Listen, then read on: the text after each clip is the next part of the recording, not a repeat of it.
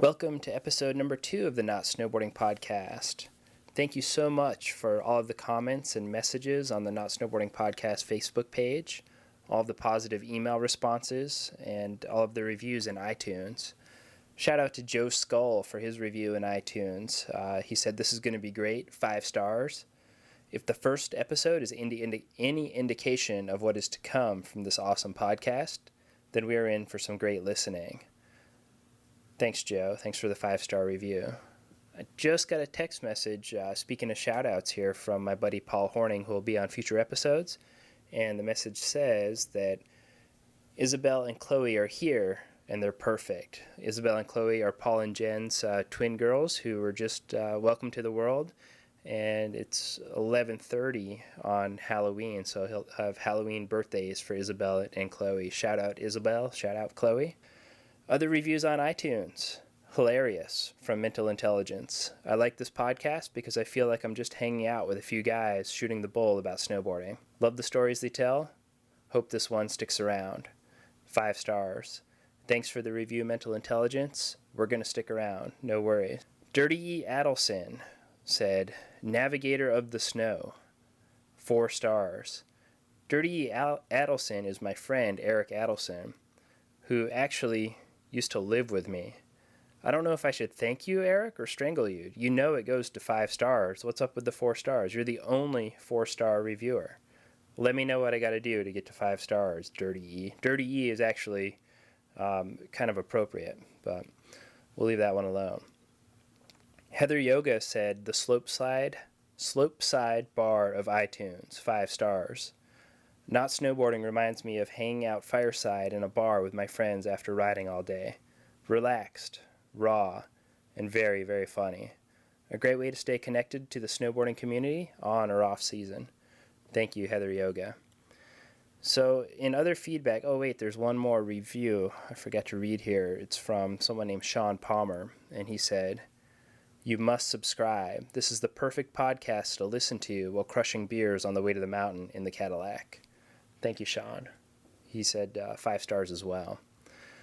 So I've heard multiple times for other related feedback that people are really glad that I don't pee in the shower.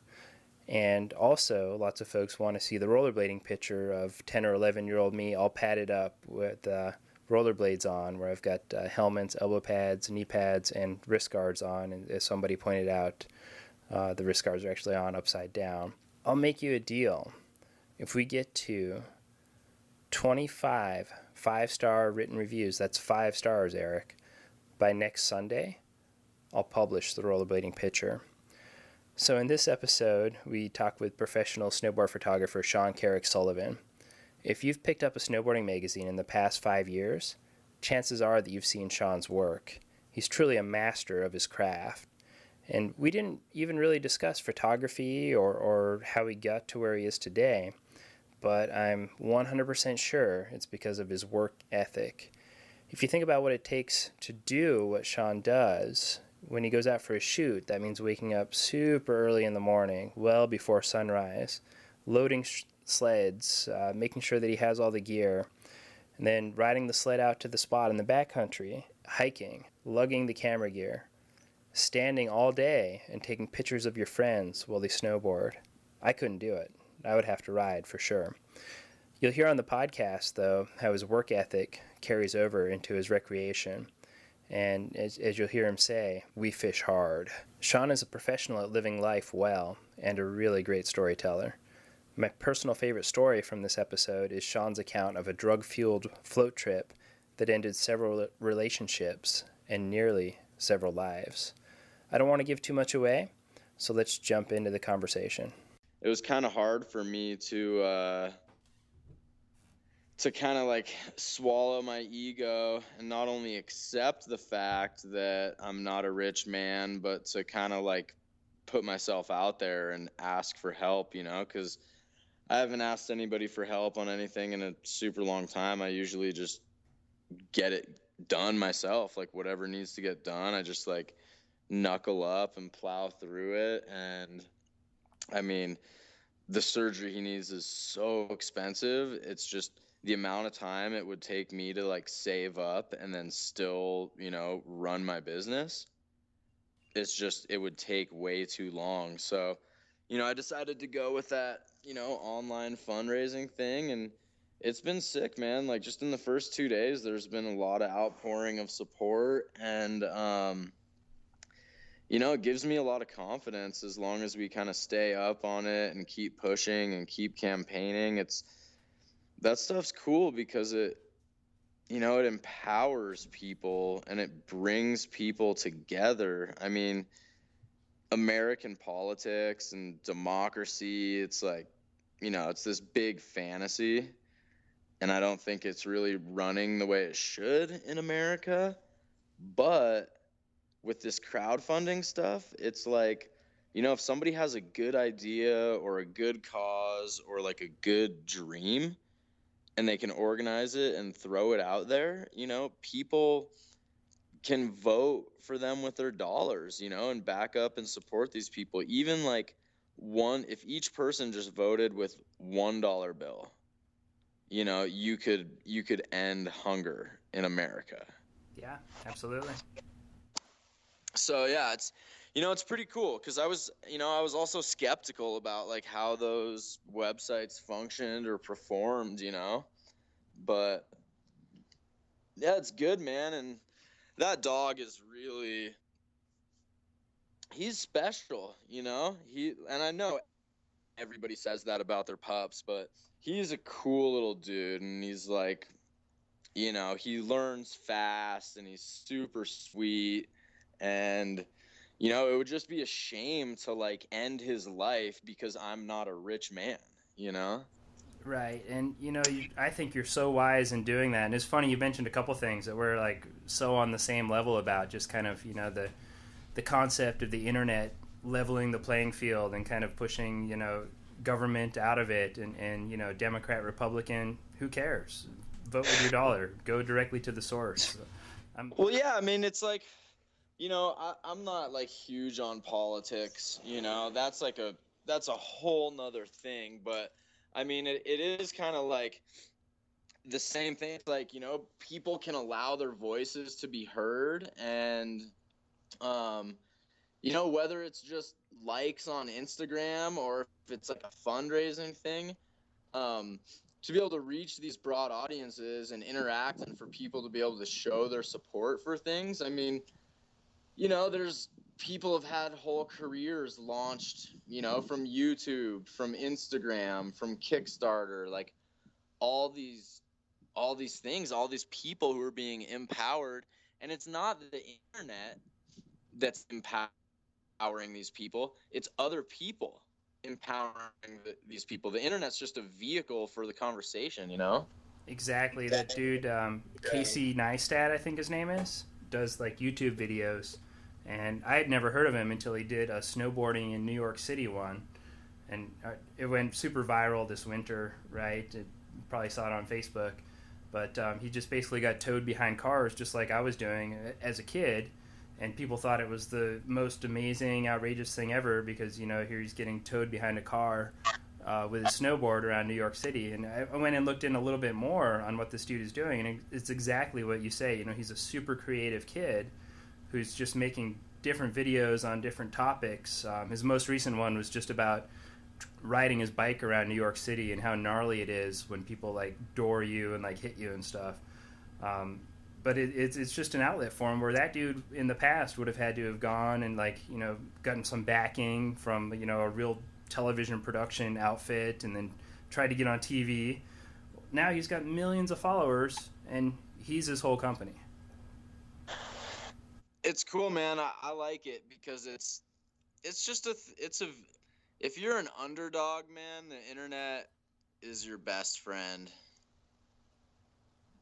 Because it's an uphill battle trying to break your way into like any industry. But if you've got talent and you've got drive and a little bit of luck, you can throw it on the internet, and it can reach an audience that you could never even fathom, like the countries and the people and the different walks of life that your vision can reach, you know? You're exactly right. So tell me some more about Little Finn, man. Dude's got his own Instagram account, and tell me about the ventricular disease. I don't even think I could pronounce it. All right, so basically, yeah, well, his Instagram account, um, so I shoot photos for a living, and the last thing I wanted to do was like just bombard all the people who are like fans of my photography with like puppy photos. You gotta like kind of respect the fact that, like, if you're a pro snowboarder, people are probably going to follow you because they want to see snowboard stuff, or if you're a landscape photographer, they follow you because of your landscape. So,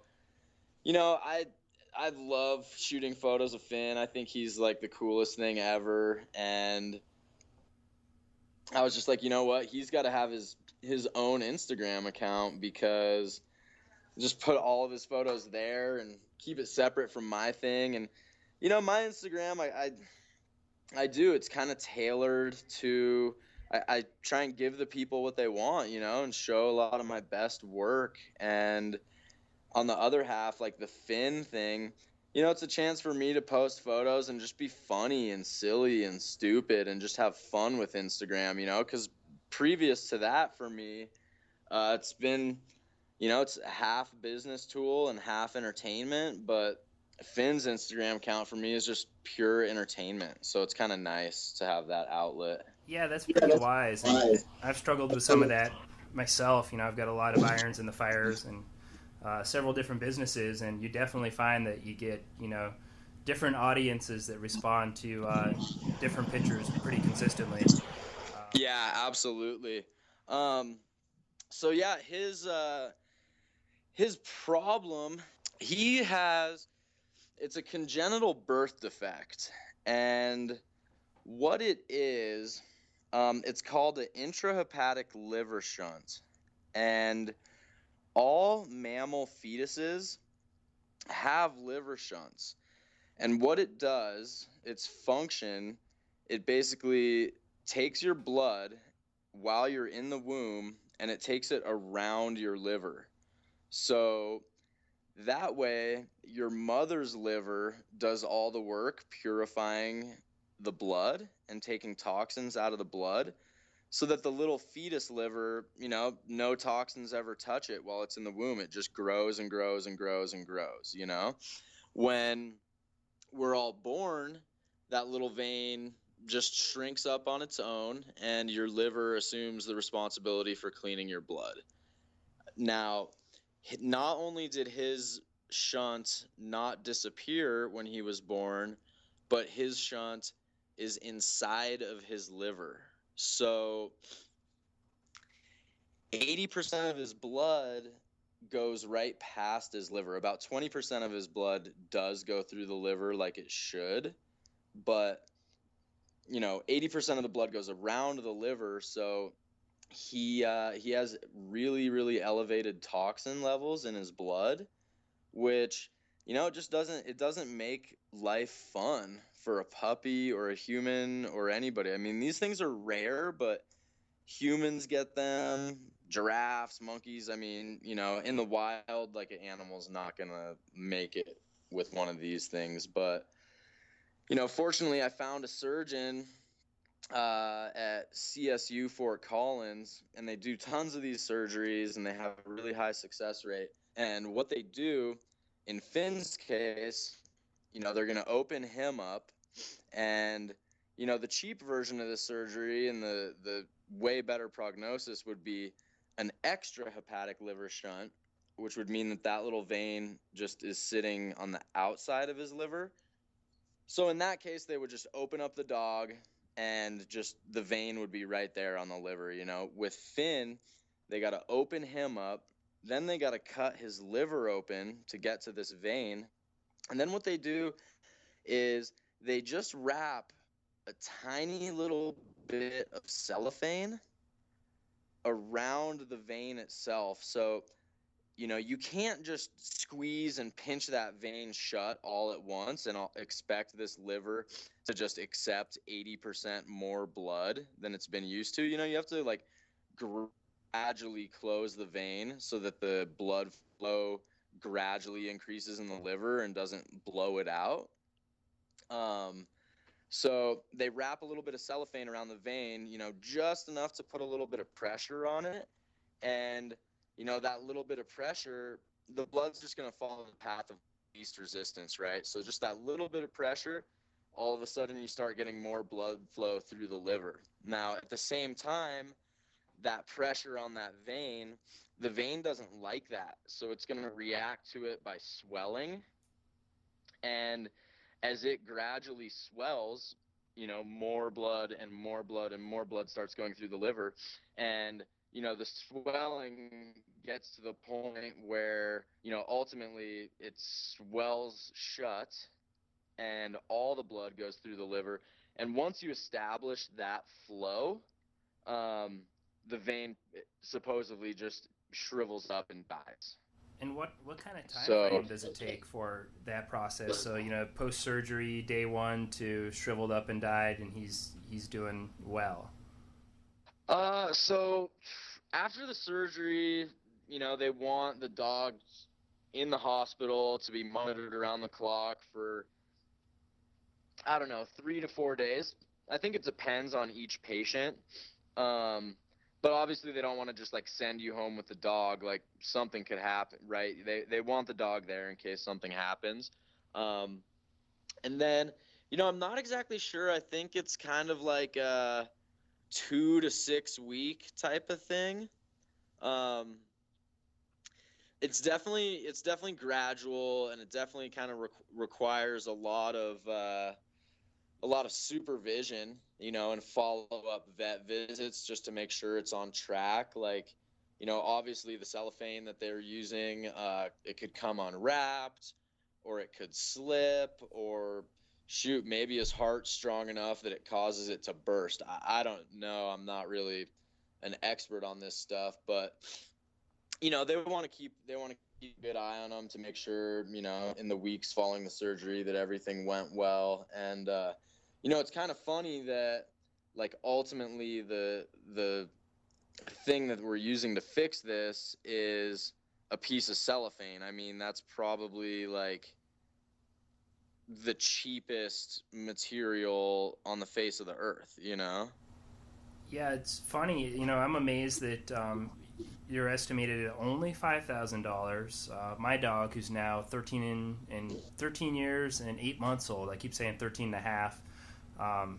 He was a big dog at one point. He was 80 pounds, a German Wire-Hair Pointer.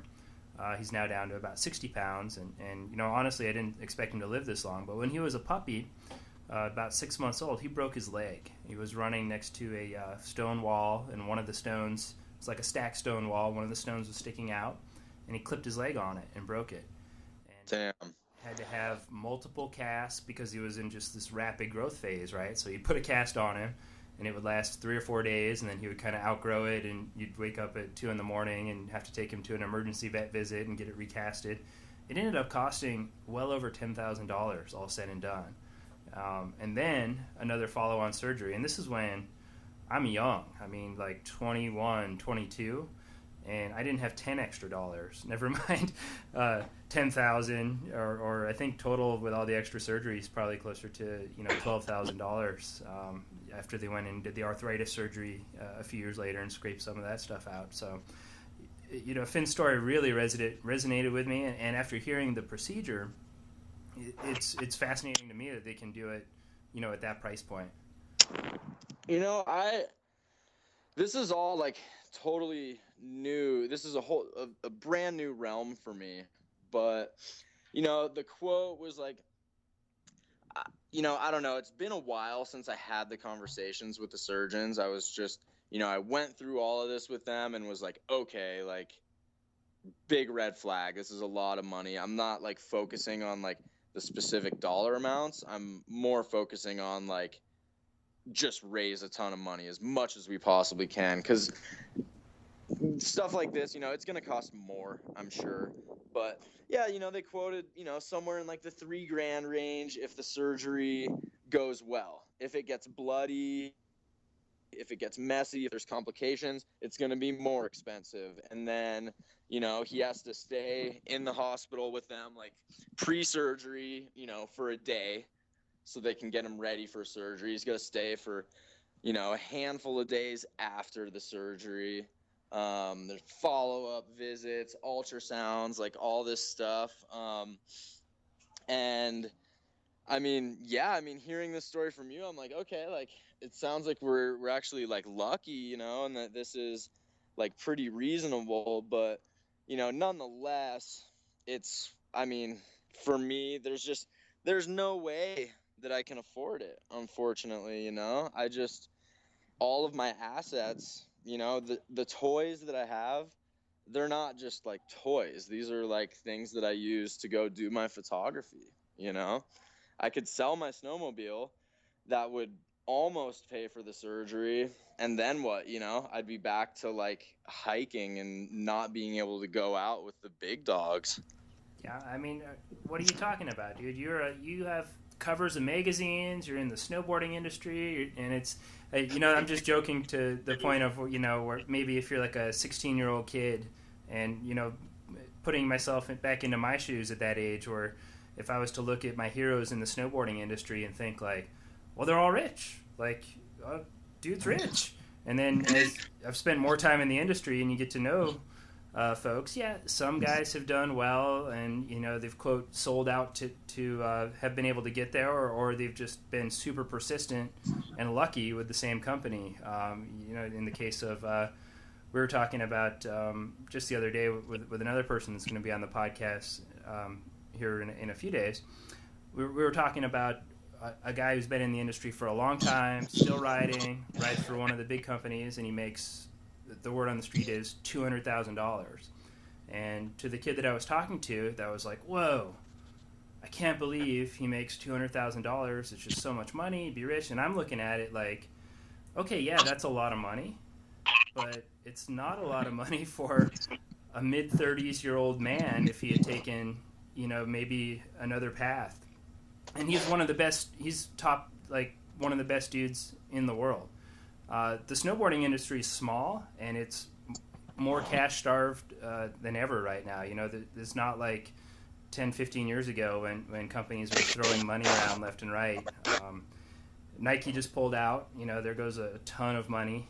I don't know if you have any strong feelings about that either way, but that's been an interesting talking point as of late. Well, the Nike thing's funny because, let's say a non-endemic brand like Nike wants to enter snowboarding and pump a bunch of cash into the industry, and that was really good for like one photographer and like the handful of athletes that they paid, and then whatever, the team manager or something, and the magazines got a bunch of money from their advertising, and the shops make some money selling those products. But the word that I heard was that if you're a shop and you want to carry Nike, you have to order X amounts of product, and since it's Nike, they want their money. They want to get paid back. So even if you haven't sold all your Nike products, come January, you still got to pay them. And so, smaller brands, it takes the core brands longer to get paid back from the shops, because these guys are suddenly having to like cater to Nike, and the rob Peter to pay Paul effect. I've seen that a lot, especially when I was really young and worked at a ski shop where the owner that did all the ordering, his wife also would order some niche things, and it would be like, okay, the person that pays the bills would pay for the things that they ordered because they want to maintain the relationships, whether they sold through or not. And then, for maybe my case where I'm there as a kid, like, hey, how come I can't get some cool new snowboarding gear in? Well, we haven't paid them yet. Let's let's just wait. You've got to try and like kind of shuck and jive just to get a special order through for a snowboard when you're $200 sweaters that are sitting over there that you sold one of all year are all paid for. It doesn't make sense sometimes. Now in the Nike case, I worked at a shop for many years and actually carried Nike. I felt, at least like while I was there, that Nike did a good enough job of creating demand and a good product too, right? Their boots were, for most people, really comfortable. That we didn't have any trouble selling them, and even at those high price points. So in my experience, that wasn't the case. That it was, the Nike stuff came in and sold pretty quickly. We actually had people, asking for it after the first year, and they wanted to get the limited boot, and it sold out the year before. So Nice. Yeah, I mean, I don't have I've got a little bit of retail experience, but not recently enough to truly comment on the Nike thing. But, I've heard stories, Nike and, there's some other brands that have kind of, they've put shops in a position where it just takes longer for those core companies to get paid back, because maybe let's say like X10 snowboards or whatever, just some random core brand, right? Like, let's say their stuff selling pretty good, but then you have like Puma snowboard boots or something, and like those guys are demanding to be paid, and you got to pay your biggest account. And I don't know, I just, hopefully these other companies learn from this, that Nike tried twice and it didn't work for them, and maybe Nike's just so corporate that they want to see like a certain profit margin, and if they don't, it's not good enough for them, because a lot of these smaller brands that do it for the passion and for the love, the profit margin is not the end goal. If if this core brand, if those guys just break even every year and can stay in business and be a part of snowboarding and contribute to snowboarding, then that's enough for them. If they if they actually turn a profit and make $1, then they're partying. But then, for example, like somebody like Nike or whatever, like they're like, oh, profit margin's only like 10%. Well, screw that. We want a 50% profit. It's like that type of business is just, it's not snowboarding. It's not good for snowboarding. no, you're exactly right about that, and I'm surprised that they pulled out, because what I thought they were doing was really emulating the model of how they got into the skateboarding market. And I worked at Pit Crew, the snowboard shop that I was at for 13 years, when they were trying to penetrate the skate market this last time. And the way they did it was with these, SBs, super limited, super high demand from the sneakerhead group, and just created a lot of limited demand. And for 3 years, we hardly sold an SB to a skateboarder. For 3 years, we would get the shoes in, release them for 2 to 3 times box price, and get them out the door. But then they started to do what you mentioned, where it's like, hey, if you want to carry SB, you have to also carry this other shoe and this other shoe that isn't going to be as popular. And yeah, we're trying to, they had some horrible shoes. The Angus was a shoe that was in that first or second year SBs, had this horrible boxy toes and like 3 millimeter thick material that the shoe was made out of. They just had some horrible shoes that they made you carry if you wanted to carry the good stuff, and that's where it would start to drag shops down. But the model was, they were probably upside down in negative profit margin, losing money for the first 2 or 3 years to penetrate, to hire their sales force, to have that expensive team, Reese Forbes and all the guys they brought on early. I'll bet you it was 3 or 4, maybe even 5 years before they started to turn a profit on SB, and it's probably still not as profitable as everyone thinks that it is. Yep. The beauty of just like a skateboard shoe company or something, though, is that like you have people who don't even skate who are going to buy the shoes, whereas snowboarding, it's such a activity specific product that, I mean, yeah, margins are just going to be small. That's why snowboarding as a business, it sucks. Like if you're in it for your profit margins, then you're going to be really disappointed, Yeah. So you mentioned earlier when we were just kind of jumping on the call here that you're getting ready to go on a fly fishing trip. What's going on with that? Yeah, so John Jackson's birthday is this week, and that dude, he's like a total beast on his snowboard, but as a fly fisherman, it's like the same deal, and I take my fly fishing pretty seriously, not in the sense that like I'm going out trying to catch monstrous fish, but I'm going to go out, I'm going to enjoy myself, I'm going to explore, and I'm going to fish like as hard as I can, and it's kind of a thing where you got to put a lot of time into fly fishing. And, I'm sorry, but if you have a 9 to 5 job, you don't have that much time to put in. So like, let's say I'm just like trying to put together like a list of people to be like my really good fishing buddies, right? Like, here's me with like no 9 to 5 commitment. I'm a photographer, I just need to go make it happen whenever. I have to be available always. So, my schedule is wide open. Then you've got this dude who, okay, so let me back that up. Hopefully you can edit this, but let's say I'm trying to assemble a crew of fishermen and have like, my inner circle of people I fish with. Johnny's just like the type of guy. We just went on a fishing trip to Steamboat Springs, Colorado together, and we did a float trip, and we fished for I don't know 14 straight hours. We were like on a boat for yeah, we were on a boat for 14 hours. Like we didn't get off the river till 1 a.m. And there's a lot of people who would be like, yeah, dude, let's go on a little float trip. Let's get on the river. Let's go fish. After 5 or 6 hours, they get kind of tired, or they're over it, or they're hungry, or they just want to relax, or they've had enough fishing. But John is like one of the few people who he just can't get enough fishing, just like myself. And we both have pretty open schedules.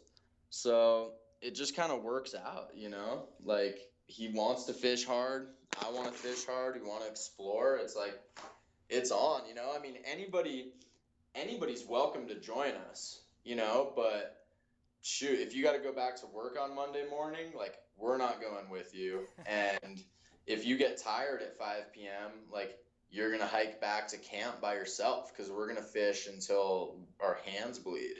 Have you done any multi-day float trips, like anything 2, 3, 4, 5 days?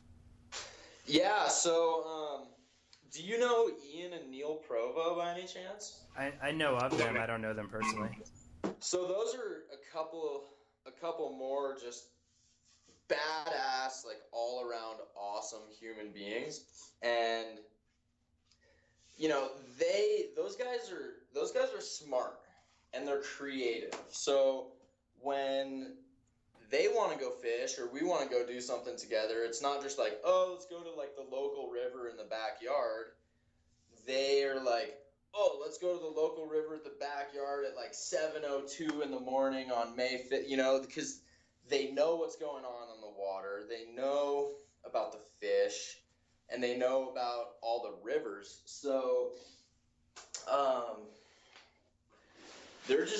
they're rad dudes, and they're some of the first ones that I ever knew who had these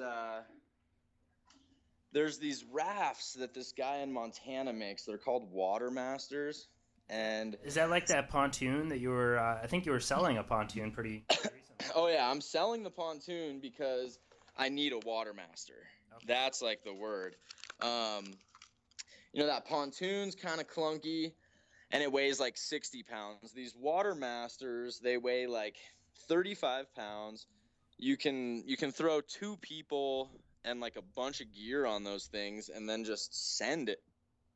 So Ian and Neil, I don't know, they got their water masters like 8 years ago or something. And once you get those things, those things will float in 3 inches of water. So they open a lot of doors. And man, like literally those things have like a 400-pound weight capacity. So myself and the Provo brothers, we take those things out all the time and go on like 2 or 3 day float trips, where you just, one of the boats has a big cooler on it. Another boat has like tents and sleeping bags and all that stuff. And then, another boat's got our cameras or whatever. And I mean, we could load those things up and float for weeks unsupported, but unfortunately there's not too many rivers that are even like big enough. You just hit a reservoir and have to paddle 20 miles.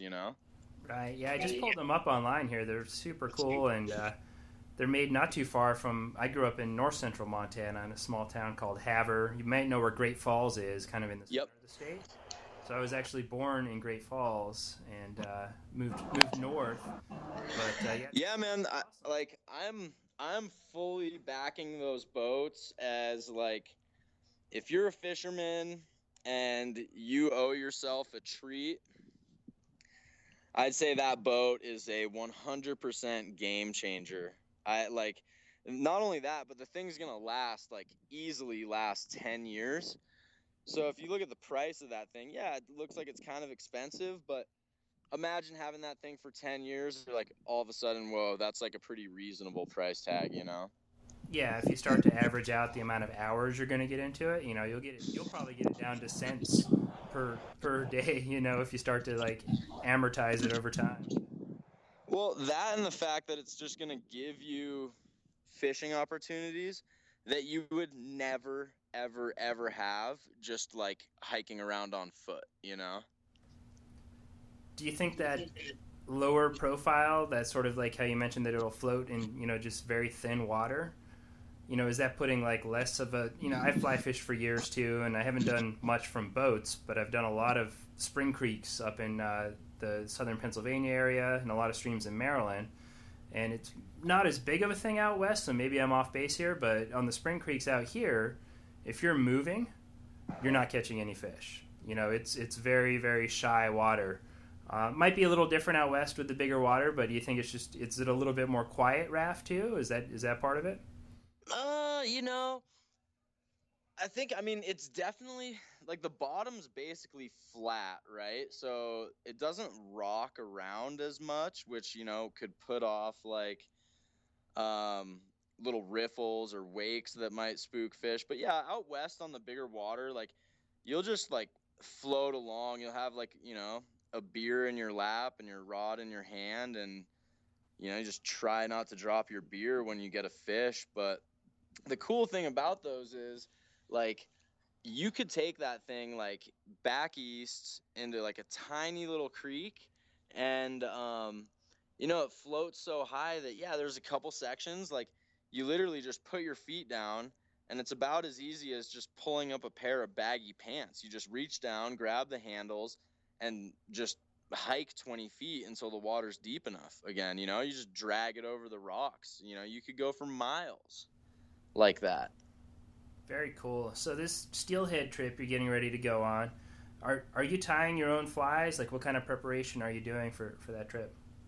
You know what? I recently got into tying flies, and when I have downtime, it's one of the things I like to do with my downtime. But I'm a I started the hashtag on Instagram Steelhead Virgin because beginning of August I went on a trip with Eric Leone and Cody Booth on the Deschutes, and had zero steelhead experience, and those guys like really kind of held my hand and helped me out, and I hooked one and I lost it, and that's it for my steelhead experience. I don't even know the name of the river that Johnny's taking us to. He's got California on lockdown, and he was like, yo, dude, we're going to go do this trip. And I was like, sounds good. Save me a seat in the car, you know? Like, I just, like, grabbed, like, the biggest rod that I can, and, you know, I'm just going to figure it out from there, you know? These boys, they've got it dialed. You know, I was looking at some of the fly boxes last night. I'm like, oh, man, I probably should stop by a fly shop. They're like, no, dude, we got plenty of flies, you know? And Yeah, but you always want to have something, and you want to have like your own little twist. Like I'm sure you're doing your research, and I'm sure that steelhead fishing is like pretty different from trout fishing, isn't it? Like you're going to use more of a full sinking line, and like you said, a heavier weight rod. well, so there's a couple of styles with the steely, but I mean, so first off, steelhead are way bigger and way meaner than trout. So yeah, you definitely want a big rod. You want some strong hooks. In this area, I guess, you know, a lot of the steelies, they'll eat beneath the water. Up on the Deschutes, you actually like, you're almost using dry flies, or these flies, you know, they float an inch under the water. But either way, you know, steelhead aren't like trout, where trout are pretty much 24/7 looking for snacks and looking for meals, you know? So you just kind of have to figure out like what's on the menu that day. Steelhead, like, this is a big mystery to everybody, because when they go into the river to spawn, the word is that they don't eat. They have one goal in mind, and that's spawning. So you try and put a fly in front of their face, cross your fingers, and you know, some people think that they're being playful, like a cat chasing a ball of yarn, or some people think they're being aggressive and kind of defending their turf. I mean, nobody really knows why they bite these flies, because at least the ones we fish in Oregon, they don't look like anything you would find in the river. You know, like fly fishing for trout, your flies, you want it to look exactly like that worm or that grasshopper or whatever, you know, menu items. But the steelhead flies, it's crazy different. But apparently the spot that we're going up here in California, apparently these fish eat bugs in the river, kind of like a trout would. So these guys were showing me some of the flies, and you know, if you know about fly fishing, you probably know what a golden stonefly is. But they're just big, ugly bugs that cruise around on the rocks in the river, and you know, sometimes the currents just knock them off the rock. They go floating down, and I guess the steelies eat them. So hopefully they'll eat mine. Right. So maybe some of the common knowledge is just wrong. Like maybe they do eat while spawning. The other thing that I had always heard was that, you know, like you mentioned, the flies are just, they don't even look like food, right? It's like a woolly booger with a big red head on it or something. And it's just almost like I'm just going to annoy them, or make them kind of want to protect their area to the point where they'll bite. Exactly. Yeah. I mean, maybe it's like an element of surprise type of thing, where they're just like, "Whoa, what is that? Get out of here!" You know, defense mode. Um, you know, it's hard to say. I'm definitely not qualified to say. I mean, my style for a trip like this is like, both the dudes. I'm going with John and his buddy Grom, who's a sick fisherman, and you know, my word is, I'm putting my faith in my friends, and you know, faith in myself and faith in the universe, and just try it and just throw it out there. You know, I don't want to overthink this. You know, if John says tie this fly on, throw it out there at a 45-degree angle, at a 20-degree angle, like whatever he tells me to do, I'm just going to do it. I'm just going to keep doing it until I catch a fish, you know, and maybe I'll do it wrong, and maybe that's what the fish like, but I'm just going to keep doing it. And as soon as I get a fish, I'll just, whatever I did when that fish came to me, I'm just going to do that again until I get another fish, you know. It's kind of like a really long, boring game of process of elimination, you know. That's how you learn. It's all part of the adventure. Have you ever gone on a fishing trip that you regretted? I went on a river trip that I regretted. I did some fishing while on the trip, but it was mostly supposed to be like a party float tour. Um, so what it was me, and I had done this trip before, pretty much with the same crew. It was like me, my roommate, his friend from Colorado, a couple random other friends, and then they were like, "Oh, yo, we've got open seats in the boats. Like, bring your girlfriend." Blah blah blah. I'm like, "Okay." I invite my girlfriend. She brings like another. We got two girls and me and all my buddies. The weird thing was that I hadn't seen some of these dudes for like over a year, and by the time we were like a mile down the river, it was like, whoa, these guys have developed some serious prescription pill problems since I saw him last. Wow. And, normally that would be okay if you were just doing like a 2-day camping trip, a little party float or whatever. But we were doing like 140 miles from Moab to Lake Powell through Canyonlands. The first 70 miles of that trip is like Stillwater, party paradise. It's like just about as calm. It like looks like a lake. There's like, it's the classic lazy river, and the scenery is beautiful, and not a care in the world. But on mile number 71 or whatever,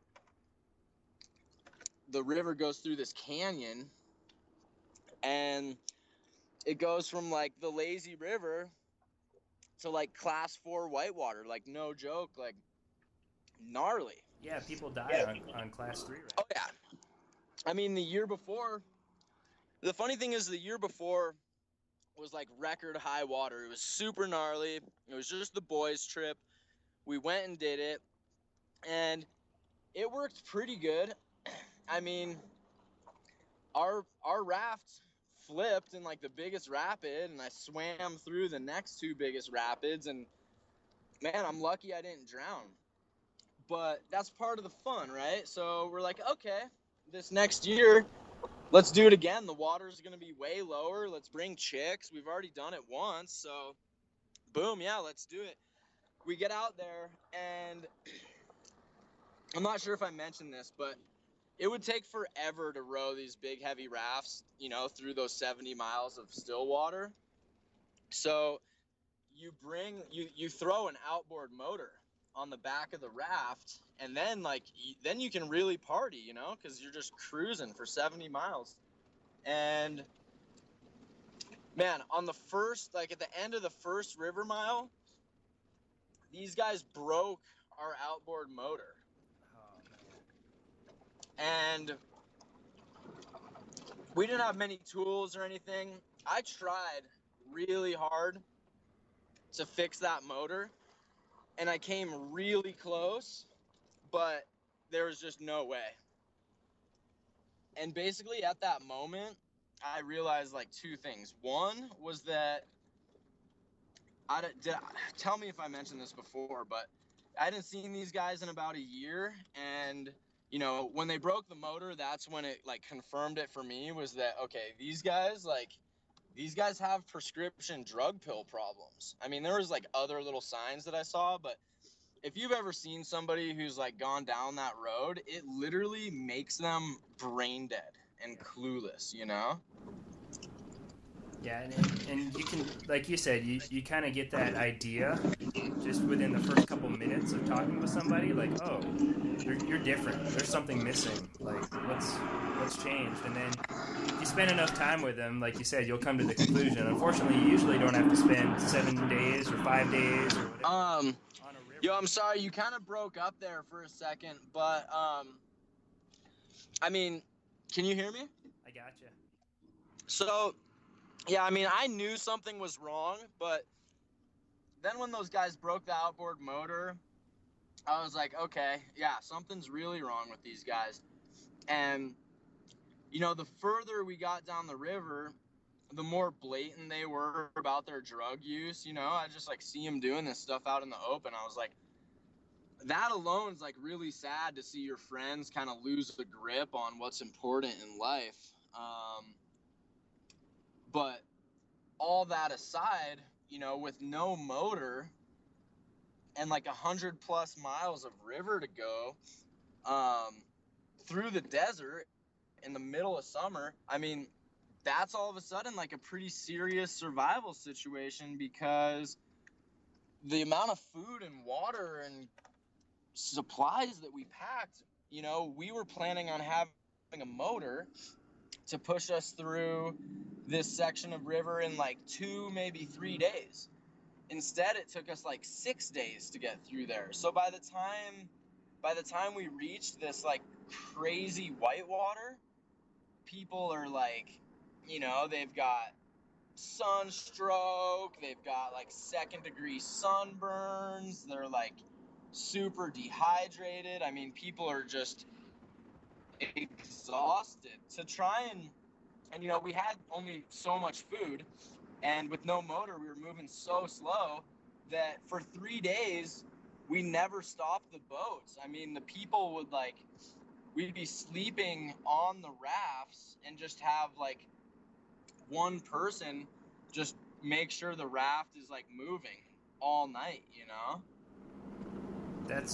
That was actually really wise, because otherwise you're just going to be losing those miles while you're sleeping. Even though, you know, I floated a lot as a kid, and some of the rivers in Montana, the farmers would take barbed wire fence and run them right over the river. So you'd have to know, like, okay, at this mile, you know, roughly around these miles, we need to look out for barbed wire, because that shit's hard to see, and it could, you know, seriously injure you, or like worst case, like kill you out on the river, you know? Yeah, so like this zone up there, I mean, it's wilderness. There's no barbed wire. There's nothing to worry about. The river's super gentle, so it's like, yeah, it was cool to float 24/7. You know, I volunteered. I just took the job as like night driver because, you know, I was pretty pissed when those dudes broke the motor, because I mean, I instantly knew like we were kind of screwed, you know, and that this went from like a fun trip to something where we're gonna have to work hard to make it out of here without people getting hurt.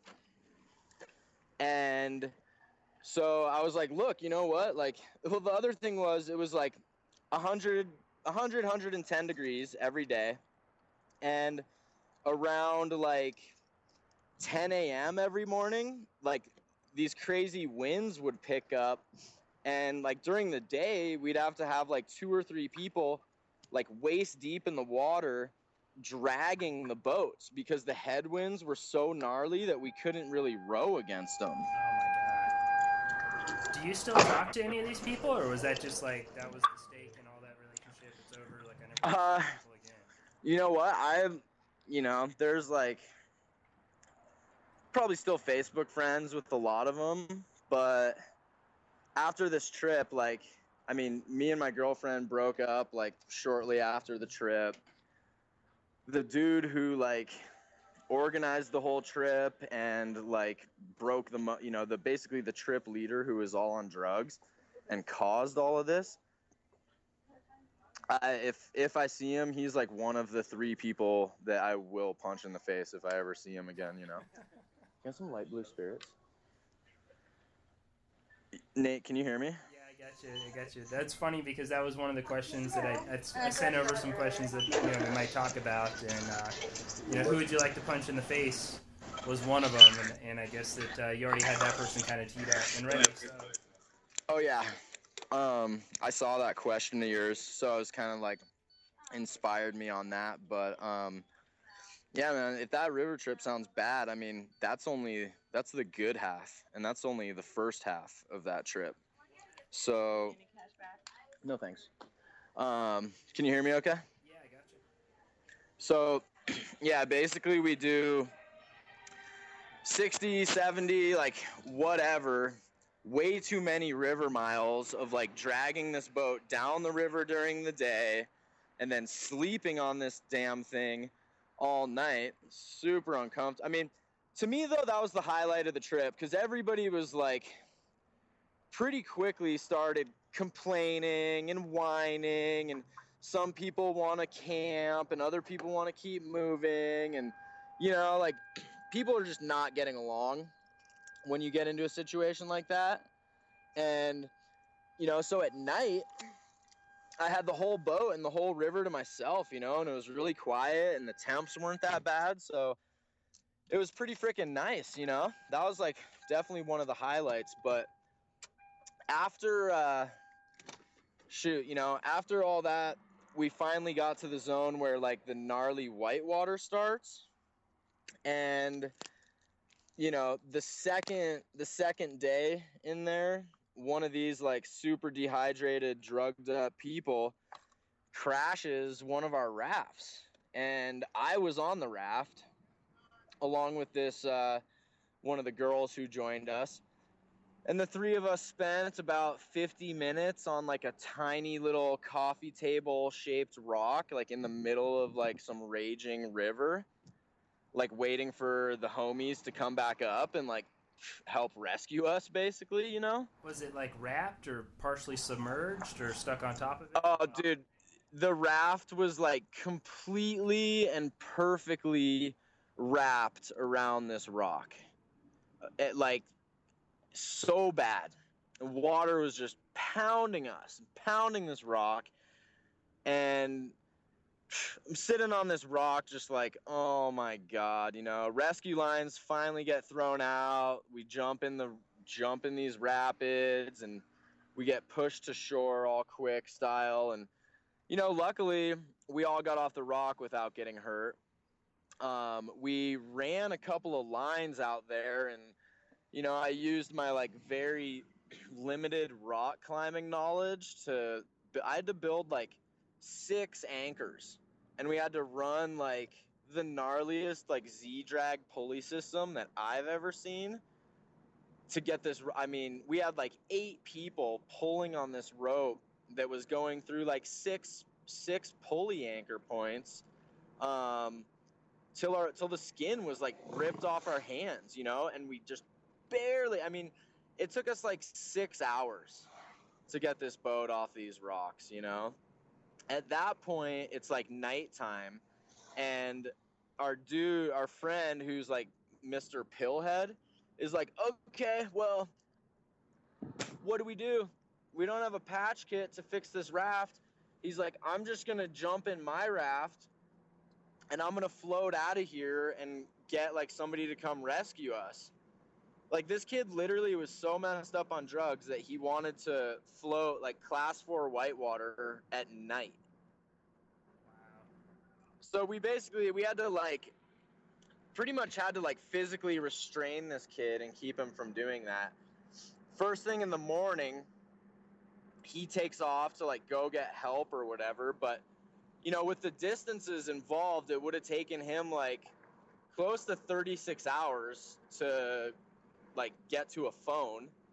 And then the fastest hell, it would have been it would have been stranded there for like 3 days. And that's after how many days in already?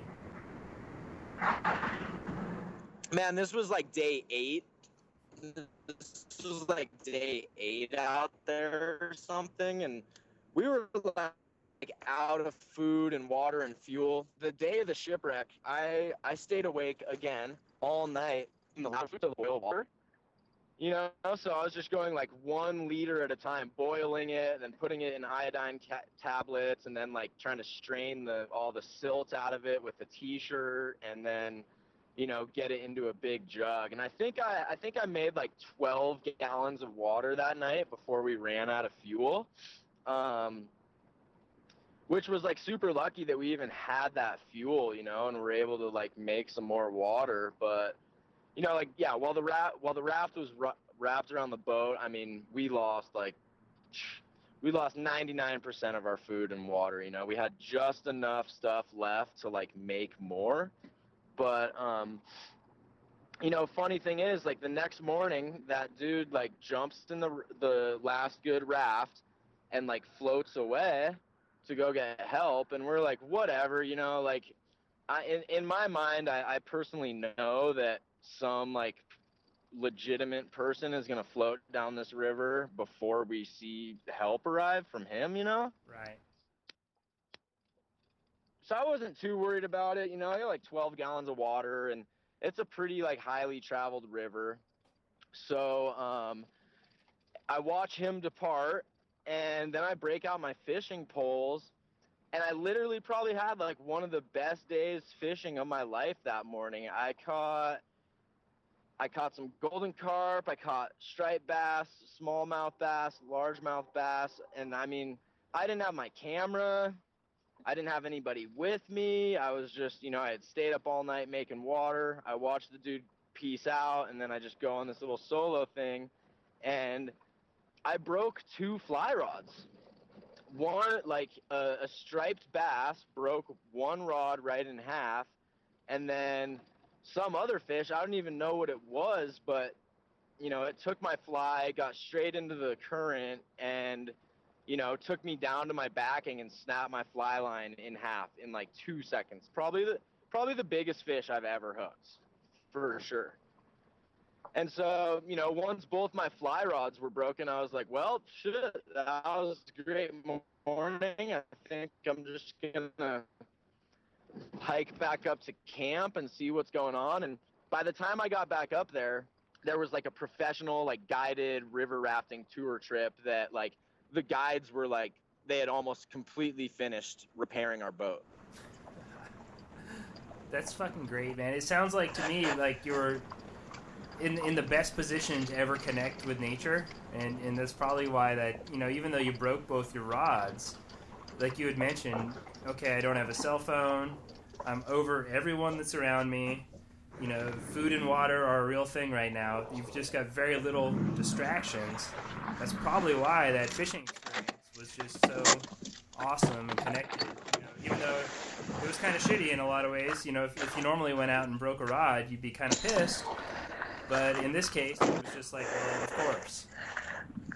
Oh, yeah, dude. I mean, I had way worse things to worry about than a couple broken rods. And I mean, dude, it's not that often that you catch a fish so big that it breaks your rod. I mean, that's kind of a cool experience, Or in this case, not catch it.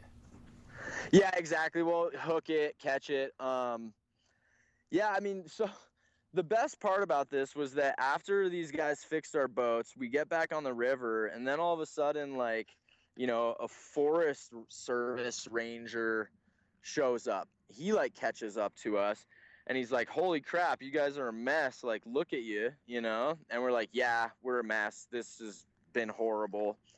And so he helps us. We actually catch up to the dude who left to go help, get a rescue going on.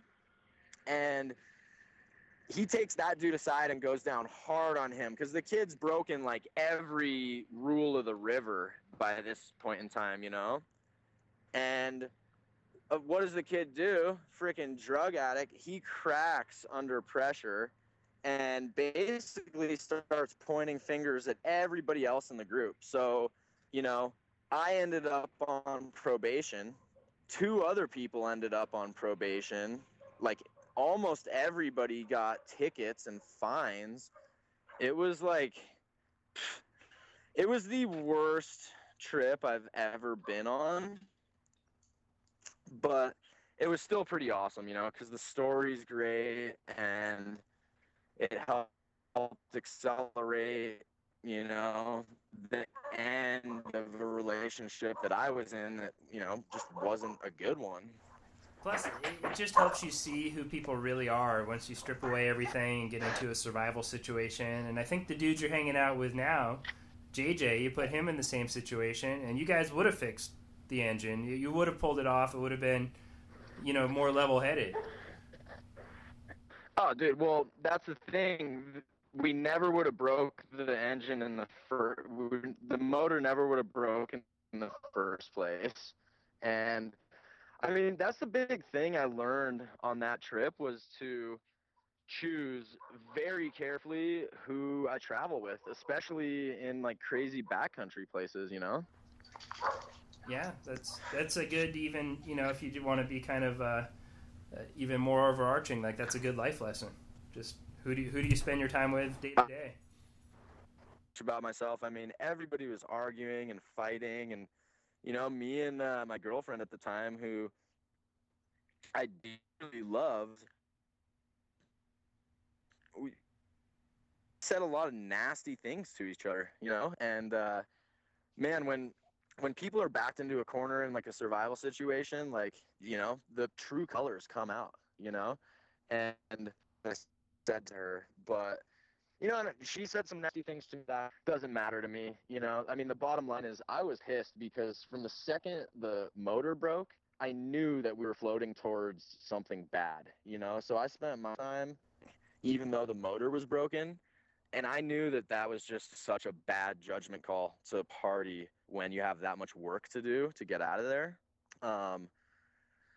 So I was pretty pissed because I spent my whole vacation like conserving energy and conserving water and trying to make water, trying to keep people in the shade. And, ultimately all that work I did, it paid off, especially once we got, stuck out there. And she didn't really understand. It just kind of pissed me off to be around people who like didn't have the foresight to see like the seriousness of our situation, and so just like make those problems worse. So that's kind of why me and my chick got in an argument, because, she just thought it was all about partying. And, 6 days before we really got in trouble, I knew that we were already in trouble and gonna get in trouble, Yeah, you just needed that catalyst. Exactly. So, I mean, I learned a lot about myself in terms of like how to handle like really high pressure, high stress situations. And, I'm thankful for that trip, because the next time something crazy goes down, I'm going to be even better prepared to handle it. So, I mean, if I had known that those kids had those like prescription drug pill problems, I never would have gone on the trip with them, and it's kind of like Gilligan's Island, even those dudes, it was supposed to be like a 3-hour tour, and they ended up stranded on a desert island for years, Yeah, did you find out exactly what drugs they were taking? Was it Oxy, or is it like Percocet or something like that? Dude, they had everything that you could imagine. They had mushrooms, they had Oxycontins, Percocets, ibuprofen, Tylenol, cocaine. I mean, you name it, dude, they had it.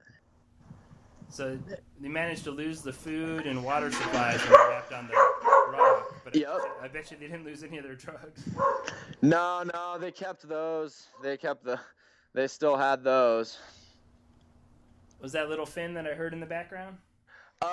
No, there's like 5 or 6 dogs running around here. Finn's pretty quiet unless somebody tries to take his bone. Gotcha. How old is Finn? He's 6 months. Holy cow. So 6 months old. You've had him since he was how old? Like 8 weeks. And he first started showing signs of the shunt issue at what age? Looking back, it was probably right away.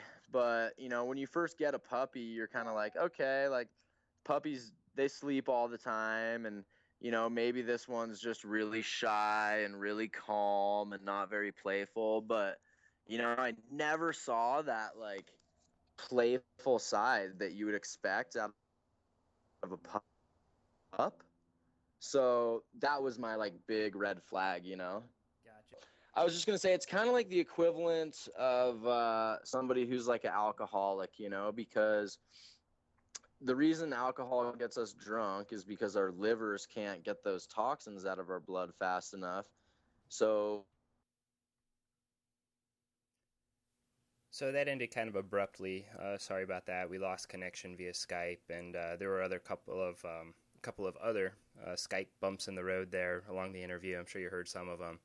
I did my best to edit out the other spots where we lost connection. It happened actually 3 or 4 times, and there were some other just glitches, but super amazing story. If you want to help out Little Finn, there'll be a link in the show notes to the Indiegogo campaign. Little Finn actually hit the $5,000 goal a couple days ago, but Sean posted an update saying that, since they have time left that he's going to split any donations over $5,000 for other dogs that need help, and also contribute some of the money towards getting Finn trained up. Since he's had that low energy level, he's missed out on some puppy classes. So after he recovers from his surgery, he'll want to spend some time getting Finn trained. And I know that was an issue with my dog when he had his injury at a young age. We had a lot of quality time with him. Well, he was very young, and then he was basically caged up in a cast for the majority of his formative years. I want to hear from you. I want to hear what you think of Sean's story.